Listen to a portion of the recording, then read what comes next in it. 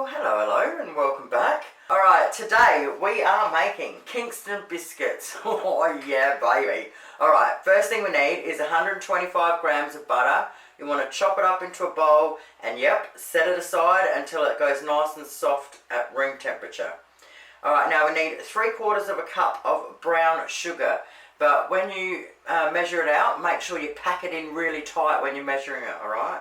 1 tablespoon of golden syrup or treacle, 2 eggs, 2 cups of self-raising flour, 1 cup of desiccated coconut, and half a cup of quick cooking oats. So you cannot use the rolled ones because they cook too slow. You have to use the quick oats. So I've just got a black and gold brand from the IGA. They cost me $1.50 a bag and they're bloody beautiful. Nothing wrong with them. Alright, and so for the milk ganache, so you know the nice yummy chocolate in the middle, you need 185 grams of whatever chocolate you can get your hands on. I'm just going to use choc chips. If you're using the melts or something, just chop them up nice and small. And we're going to need an extra 30 grams of butter when we do that. And that's it, folks. That's all that's in this recipe. Okay, as soon as our butter is nice and soft, we want to preheat our oven at 180 degrees Celsius. We want to grab out as many cookie trays as you've got and some baking paper on them. And let's rock and roll. Now, I just wanted to say quickly, because I've thought about it a few times before, I thought I better say something about that. As you can see my self-raising flour there in that container, I bought that container once. That's not the flour I use. I use a black and gold plain or self-raising flour. They're $2 for 2 kilo. There's absolutely nothing wrong with them. I just use that container to put it in because it's a lot easier using a container than it is one of those bloody bags. I couldn't tell you how many times I have inhaled flour from one of those paper bags when you go to open it or close it. So first thing we do is we get a large bowl and we want to sift 2 cups of self-raising flour into there. Then we want to add our 1 cup of desiccated coconut and half a cup of our quick cooking oats. And now we want to give that a good mix through and set it aside. Now we get our bowl of softened butter and we add our 3/4 of a cup of firmly packed brown sugar and 1 tablespoon of golden syrup. Alright, grab your 2 eggs out and have them ready to go. Now with an electric beater, we want to beat it up until it's all beaten in together. Once we've got it all beaten through, now we want to add 1 egg at a time. Beat 1 egg in, chuck the next egg in and beat that in. Once we've done that, grab our bowl of flour, put our egg mix into it, butter mix. So as you get halfway through it, just push it down with the back of your spoon to stir it in.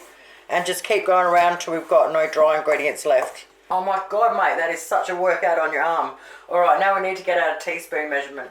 Now we want to get a heap teaspoonful measurement. So, like so. Roll it into a ball.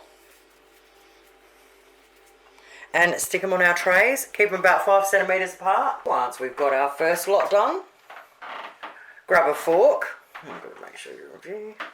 And just push down gently. Just take your time. Just about halfway.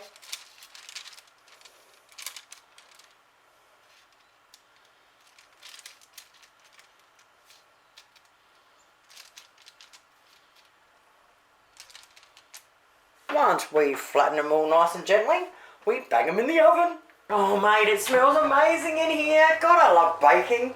Alright, 12 minutes later in my electric oven. And we've got our first set of little babies. Okay, so either if you've got a cookie tray, a cooling tray, you can whack them on that. If you don't, just slide them out onto a bench, no big deal. Like so.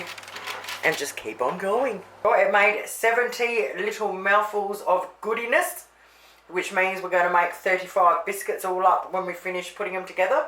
So now we want to leave them there to go completely cold.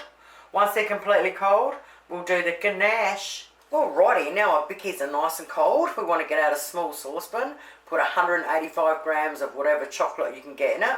If you're using the melts or block, just chop it up a bit. And we want 30 grams of butter in there.